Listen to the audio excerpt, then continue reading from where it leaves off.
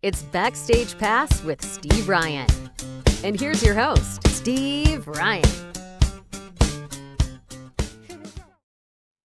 It's Backstage Pass with Steve Ryan, and our next guest is bass player extraordinaire. He's with the band Orleans. His name is Lance Hoppen. Lance, welcome to Backstage Pass. Thanks for coming in. Thanks for having me, Steve.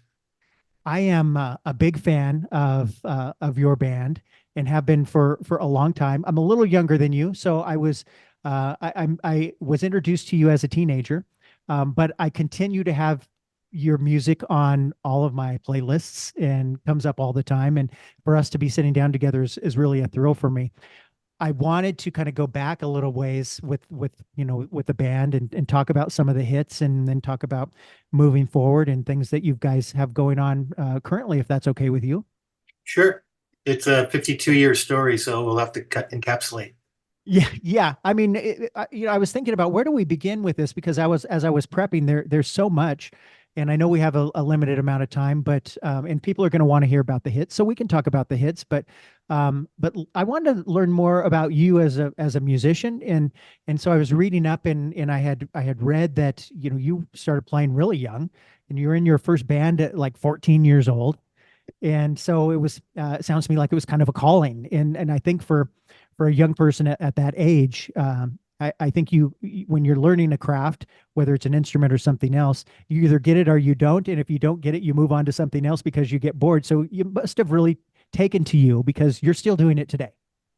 Right. So my family was steeped in music. My parents were players. They met on a gig after World War II. My mother was a gifted singer and piano player, and my father played trumpet. And so that was in our genetics and also in our environment. So nature and nurture both. My sister, the eldest was my sister. She dabbled, but she wasn't driven. My older brother, Larry, he was driven, and he was prodigious. So we all studied something. My younger brother, Lane, and Larry, they were trumpeters like my dad. My dad brought me a clarinet in fourth grade, and I cried that day. But I played it fairly well for the next 8 years until, but I fell in love with guitar, with bass. Really Beatles, right? Beatles around when I was 9 or 10. That's when that happened. And Larry had left for college. He left and because he was intimidating. He was just too good. And but there was this old guitar in the closet, and I started plunking away. So I started at 12. I was in a band by 14. We played all the high school dances, that kind of thing. And then that proceeded, till I graduated. And in the meantime, Larry was in Ithaca College and in a variety of bands up there. That's a deep story. But that was all precursor to to Orleans emerging, and they were a trio in February of '72 was when that gelled. John Hall had gathered Wells Kelly from Larry's band, which broke it up, and then they invited Larry down. So that the trio, I went to see them. Boy, they were awesome. It was switch instruments on, you know, it didn't matter what configuration they were in, they were great. But I graduated high school. I played all the clubs on Long Island, 5 nights a week, and then came the fall, and they were ready to expand, and nepotism didn't hurt. Got the audition. I didn't fail, and suddenly we were a quartet, and by the next summer we were making our first album. They made you audition. Oh yeah, I mean, it had to at Yeah. least show up. Yeah. Did you pick up bass because you talked about the Beatles because you're a Paul McCartney fan? You know, I just I found bass is, in a lot of ways easier than guitar. Is only you're doing one note pretty much. Um, and I started on one string. I just couldn't, I had to figure it out from scratch. I had no training at all. And yeah, I would play do do do do do do do do on one string, and then I had to Yeah. figure, well, it's easier if you use four strings. And but I became a bass player, and I studied McCartney a lot, and but also Motown and a lot of other influences in the Yeah. mix there. Everything from folk to classical to everything that was on the radio, which was everything at that time. Well, Right. wasn't Yeah. segmented. Yeah, and then you talked about when you joined with your brother, and and you guys, put out there was a couple albums that came out, but it wasn't really until 1975 when things kind of hit with Let There Be Music. God looked down from heaven above, and he began to shout, "Let there be music, let it shine like the sun, let there be music, everybody's got to have some fun." It was a modest hit, right?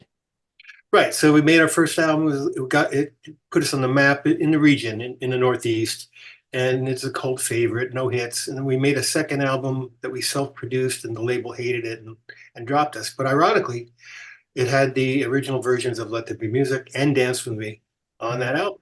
So when we got dropped, we went back to New York City to do showcasing.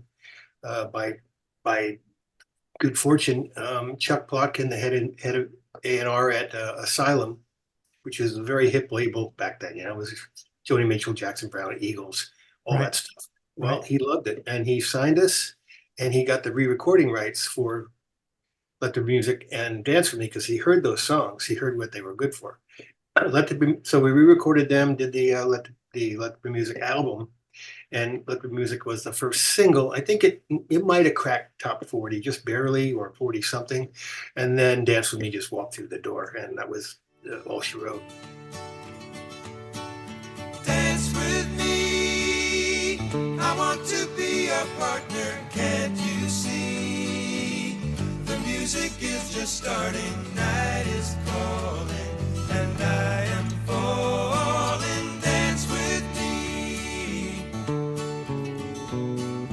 fantasy could never be so killing.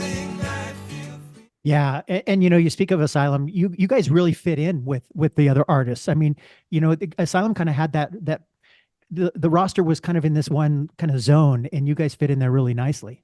We were essentially an East Coast funky R&B rock band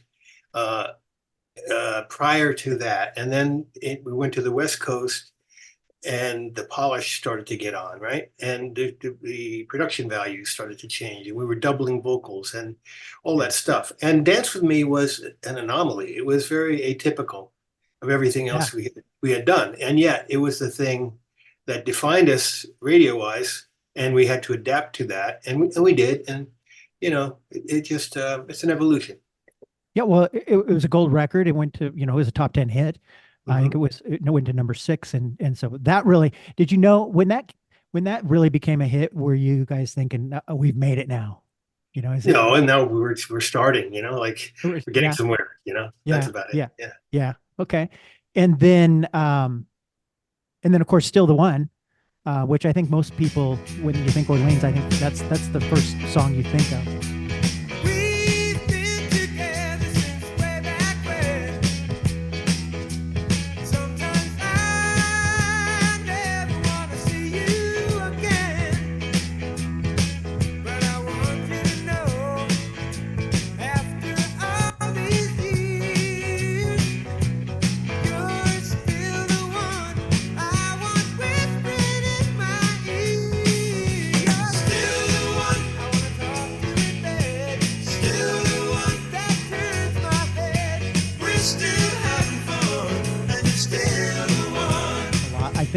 Probably because it's been used so many other places besides just a radio hit, right?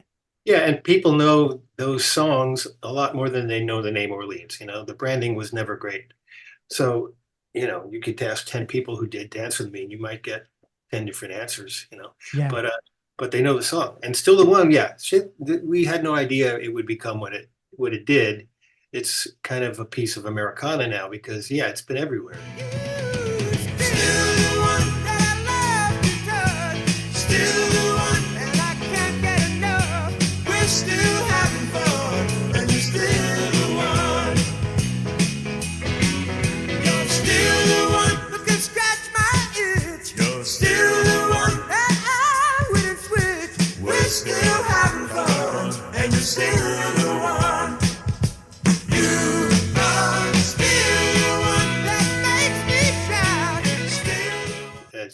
the ABC TV theme song for 2 years. Right. It's one of the most licensed songs ever for all kinds of commercial uses, from TV and radio ads, but political campaigns, mom and pop banks, all the way up to national Toyota and Burger King campaigns. So yeah, it's everywhere. And that, and then the follow up, Love Takes Time. Love takes time. Yes, it's hard to find, baby. Love takes time. Yours and mine. Love takes time. Listen to me, people. You know it don't be easy. Love takes time. Now I'm talking about yours and mine. Love takes time. Which went to 11, still people like that record. Those three hits formed the basis of our ability to continue to work, like 50 years in. Yeah. And still the one I remember when ABC was using that as kind of their branding song. How did that happen? And, I'm not really privy to it. I mean, it was a publishing deal. You have to understand that they didn't use our record, our master. They used the song, and then they made various versions of that, little snippets and parodies and, re-records. And so that deal was for the writers, which was John and Johanna Hall, and their publisher, and the band got none of that. And it was one of the things that created a have not culture. Amongst other tensions that were going on. We were 5 years in, and it's one thing when you're all pulling toward the center because you all have the same goals. It's another thing when now there's something to fight about. And Right. so John decided it was time to leave in 77, and he went on his way, and Larry and I and Wells continued. So in retrospect, really bad idea to break up, but and everyone learned that lesson the hard way. But a lot of things were accomplished in its wake, and you can't go back. Yeah. I had heard that, and tell me if this is true, that Johanna had written the lyrics. There's a story behind that. Yeah, the story is she had a friend who said, everyone's always writing breakup songs. Can anybody write a Stay Together song? So apparently she, whether it was an envelope or a napkin, it's one of the two. I think it was an envelope. She handed the lyric to John, her husband, who says, like, in 15 minutes, he put together the changes in the melody, and that was that. Yeah. Wow. That's Yeah. a story. Lightning Yeah. strikes. Right? Yeah. Yeah. I had read Robbie Dupree was with you guys for a while. Robbie and I lived together. We had a band house, it was in the early days. It was us. He had a band in Woodstock, like we did. We were doing better. I was generally doing better. I was like not a starving artist as much as the other guys. But Robbie and I were best buds. He was my dark mentor in a way. We would bar hop and chase women and all that stuff. And I learned, cynicism and other fine things from him. But so then we had our run, and then actually I think his success with Steal Away came kind of like 1980 or so. Tell me what I want to know. Why don't we steal away? Why don't we steal away into the night? Which was like really a downtime for us. It was like we were heading into dark days, and he was doing well. Yeah. Yeah. I was reading up and doing some prep, and you guys have quite a following in Japan. Yeah, we went there twice. We went in 91, we did a 5-city tour, and again in 94. It's quite something. We played the bottom line in Tokyo, 500 Japanese in their suits because they don't go home. It's too much to go home and then come back, right? So they come there in the show, and you get 500 of them singing Dance With Me, like in English. It was really funny. Yeah. Yeah. It was unexpected. It was paved the way. You mentioned Robbie. He had ties. He had inroads to projects that he could feed to Japan. And so in one of our breakups, we broke a second one was in 87. Every like 77, 87, 97, that's when the breakups happened. But in 1990, he suggested we come back together, play at the Bearsville Theater, which is again right hometown, Woodstock, Bearsville, Saugerties, those towns. And we played 2 nights, and we got a double CD out of it, double live album out of it, which is really quite good. It still stands up today. And that was released in Japan, and that paved the way for our tour in 1990. And so Robbie was instrumental in creating that market for us. And in 94, you guys played Woodstock 94. What was that like? Again in our backyard in Saugerties, like just 2 miles from where we rehearsed in John's basement. Yeah. So that was awesome because it was the first day before all the rain came, like it always does in Woodstocks. We were the last of the local regional bands and the first of the national international bands. We that's where we were positioned, and the stage was rotating. So one band was playing while the other was setting up behind the screen, and then it would turn around, and suddenly we were in front of 150,000 people and start playing, and the sound was so enormous, so huge, overwhelming, right? And then we had like our 20 minutes and it was over, and it was like, wow, that was one for the books right there. Yeah. Did that really happen, kind of thing? It did. Sheryl Crow was there. She was just coming out. It was like, and Blues Traveler. A couple of things that were, very current at the time. Yeah. Very exciting. Tell me about Rock Pop Masters. So Larry was involved with a group of singers, right? A core band, based out of Florida, and then a bunch of singers like Jolene Turner from Deep Purple and David Pack from Ambrosia, Phyllis Cavalieri. Anyway, there was this, a bunch of guys, and it was like a review. So each would do a couple, 3, 4, whatever their hits were, backed by the single band. And that was run by a guy who was basically a shyster. So Larry staged, that was called Voices of Classic Rock, VCR. Right. So Larry staged a mutiny and said, we're out of here. We're going to do this ourselves. So then he took it over, got a business partner, and they rebranded it Rock and Pop Masters, RPM.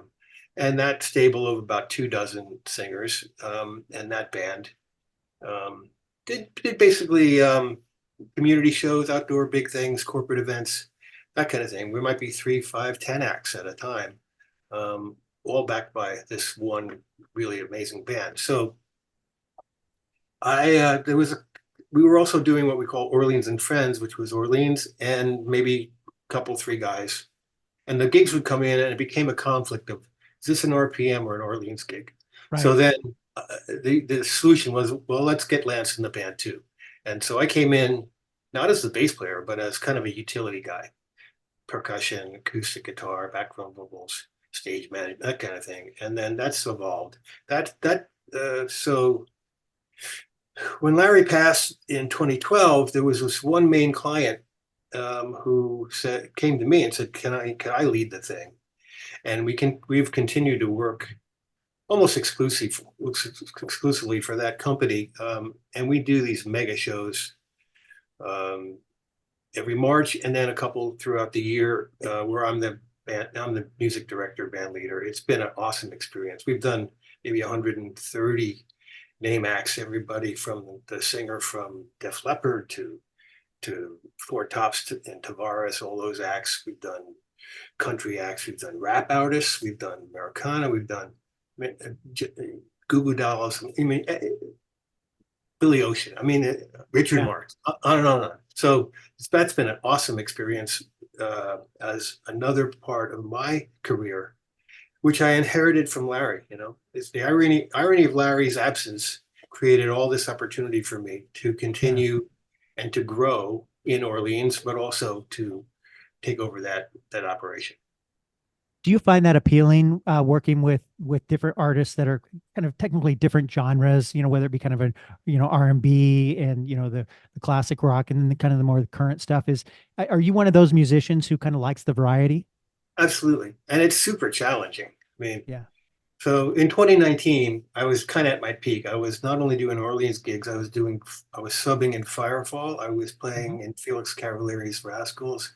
Yeah. Um, I was in an Elton John tribute band here in town. I was playing at church. I was like everywhere. And that was great. And also doing these corporate shows. Now, these big, especially the big one that happens every March 1st or so, that takes months to prepare for. Gathering all the materials, feeding it to the band. Everyone does their homework, and we convene. It's like a plane takes off and cruises and course corrects, and then it lands, and it's an exhausting meat grinder of a landing, like a 16-hour rehearsal and show day, and then it's over. But it's like you leave it all on the playing field, right? And then you collapse. But those experiences are really, really great. Um, I've learned so much.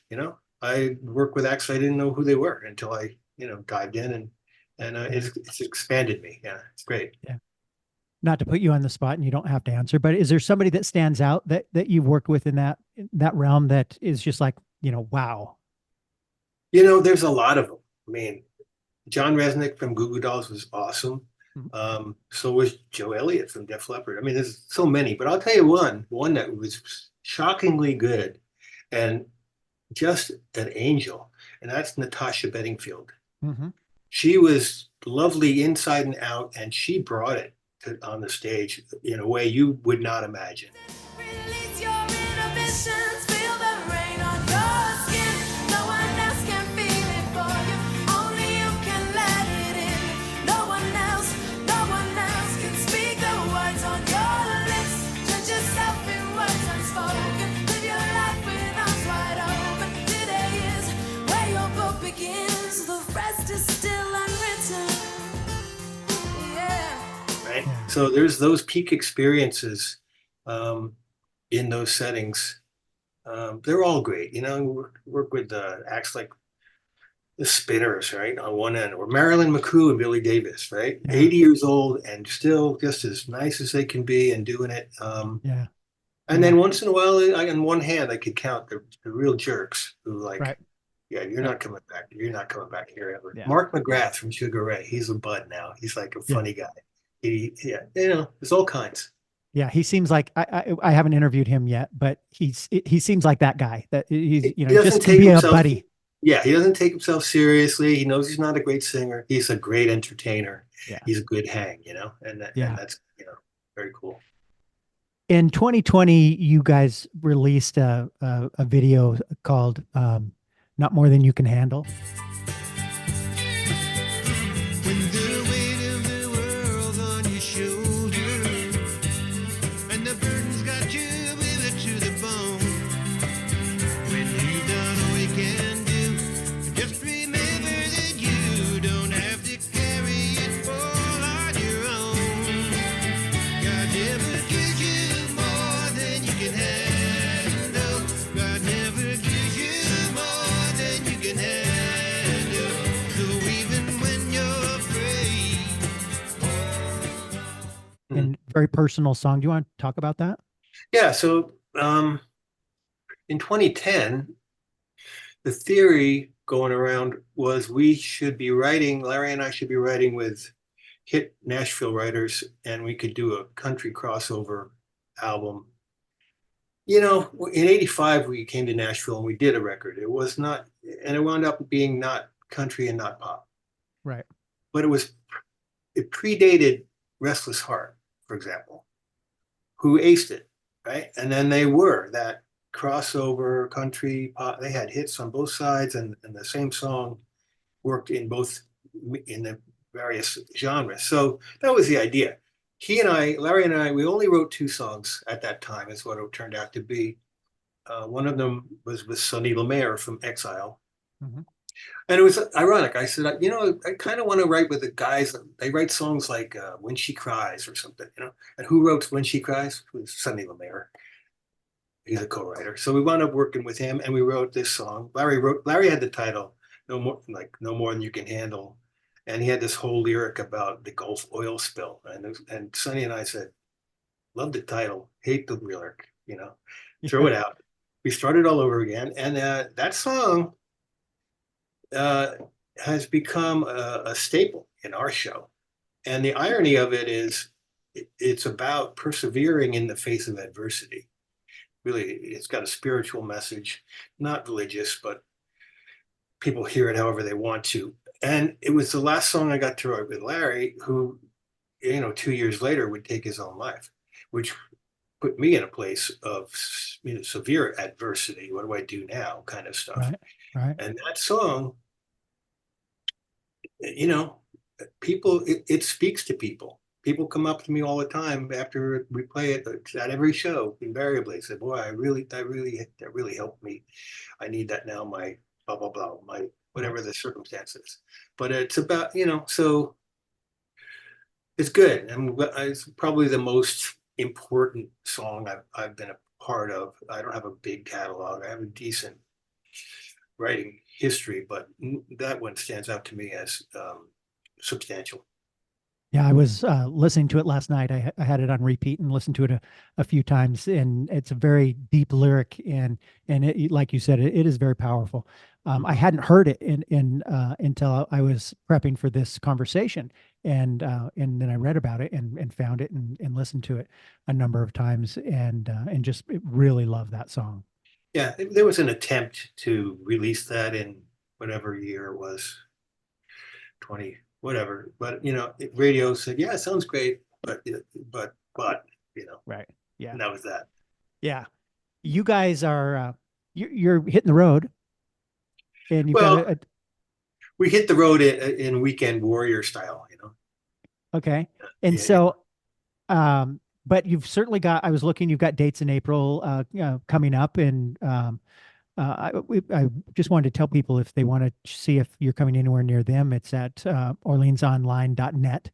And is that where you encourage people to go to connect with you and see what's happening with the band? Yeah, that's like the library, the Museum of Orleans. That has so much historical content.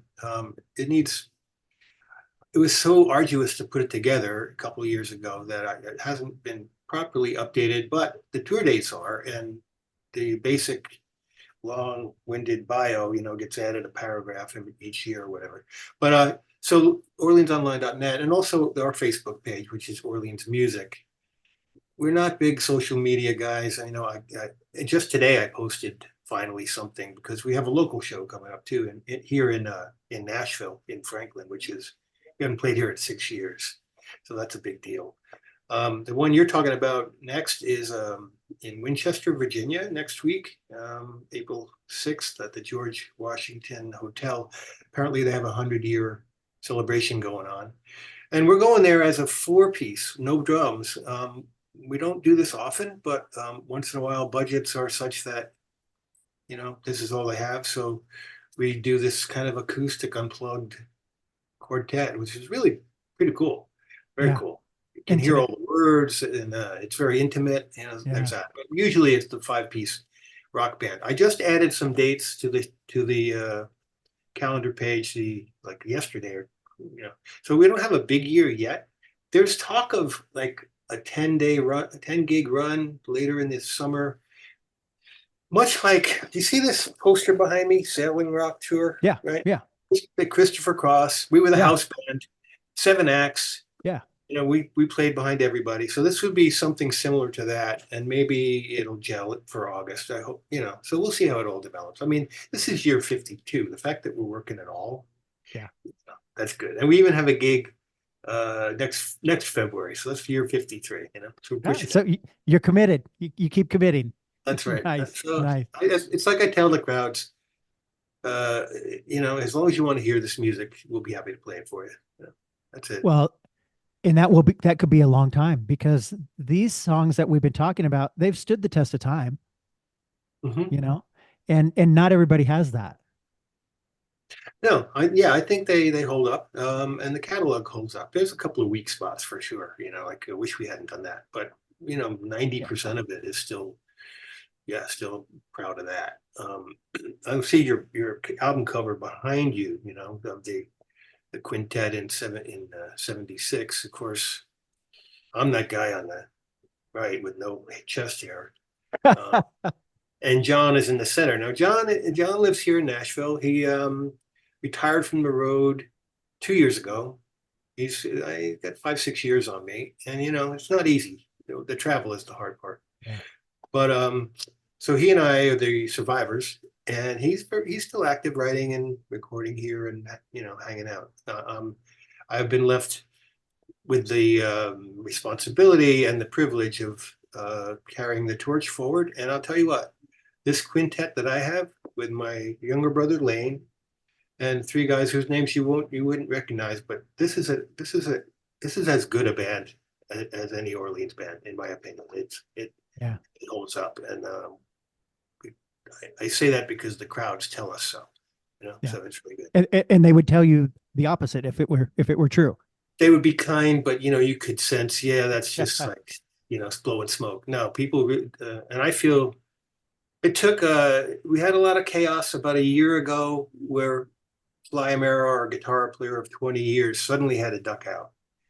And this had come after 2 or 3 other incidences of people coming and going in recent years and having to rebuild again. And so there was chaos a year ago. And then once we found the right guy and then put in the work, you know, by the fall, by September last year, it really gelled. And now I'm like excited to go to gigs instead of saying, oh no. Yeah. How's this going to go? What's going to happen? Then, you know, no, I know it's going to be great. Yeah. What else are you doing creativity from a creative standpoint? Are you recording anything, or what's the plans outside of the touring? Anything? You know, my bread is buttered in live performances, and the Orleans takes its time. We do a lot. We rehearse a bunch actually these days and do our gigs. Those corporate shows take a lot of time. And I'm basically a middle manager. You know, I've got bosses, but they entrust me to do all this heavy lift. So that keeps me busy. I haven't written in a long time. I have a love-hate relationship with writing. It's like I love it when it's done. I hate it when we're doing it. And it's not lucrative for me, although it's a good creative outlet. But on balance, I only have so much time. The other thing I do, which is people find bizarre, is I trade the markets. I've become I'm not bad at it, and but it's like my other job, right? So markets are open from 8:30 to 3 here in Nashville. So that takes, you know, that's part of my typical day. And so you know, that's pretty full right there. And when I have to do, like, so I'm going to do a Firefall. This is my May. I've got on the 18th, I'm going to play with Firefalls. So I have to brush up on all that stuff. On the 22nd, we have that big event here in Nashville, which is going to be a videotaped deal, and John's going to come and play. I mean, that's a big thing to prep for. And then a few days after, I've got a 5-act show with the corporate thing in Myrtle Beach, and that's all in the space. That's like in a space of a week. It's all going to come down. So now I've got to be thinking ahead on all fronts, you know, while I'm trading options. You know? Yeah, keep yourself busy though. That's nice. Lance, I appreciate you taking some time out of your day and coming in and talking and reminiscing about you know, the band. And I hope people will go to the website and check out the dates. And if, you know, you're anywhere near them, they come check out the show. And I hope we can do this again sometime. I've enjoyed it. Yeah, me too, Steve. Appreciate it. Okay. Have a great day. You too. Thank you. For questions or comments, email Steve at steveryan.songoftheday@gmail.com.